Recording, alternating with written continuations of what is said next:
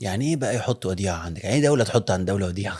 دي شكل من اشكال الدعم المالي. هي الوديعه دي معناها ايه؟ انت بتديك فلوس يقول لك انت اديني عليها فايده. يعني بالمناسبه الوديعه دي مش بدون فوائد. بيحط الفلوس دي عندك، جزء منها طبعا الدعم السياسي للنظام، لانه عايز الاحتياطي النقدي بتاعك في البنك المركزي يبقى كبير، وبالتالي التصنيف الائتماني بتاعك يبقى كبير، وبالتالي لما تيجي تقترض بسعر فايده منطقي، لانه مفيش حد هيقرضك وانت ما عندكش احتياطي نقدي.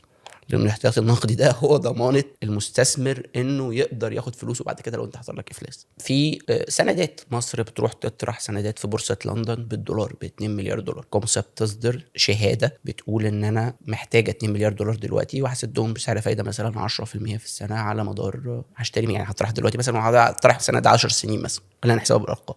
احنا دلوقتي مثلا في 2025 تقول انا هسد اصل الدين ده، اصل السند ده في سنه 2035، سند مدته 10 سنين، ولكن كل سنه هدفع عليه 8% فايده مثلا. فالمستثمر بره بورصه لندن عايز يشتري ديون في الاسواق الناميه، فالناس دي بتشتري بتديك الفلوس، وانت كل سنه بتديهم ال 8% الفايده، واخر المده بتديهم ال 2 مليار دولار دول على بعض. وده اللي بيخلي بالمناسبه انه في دايما دورة الدين بيبقى فيها مشكله لو انت بتسدد اصل المبلغ. انت الفوائد اقساط بالبلد، يعني ممكن تبص لها ان انت بتسدد اقساط، بس في اخر المده انت مضطر تسدد الاصل. فلما تيجي تسدد اصول دين كتير مع بعضها، تلاقي بقى الرقم نط الايه، رقم مدفوع الديون نط ل 20 و25 مليار دولار في السنه.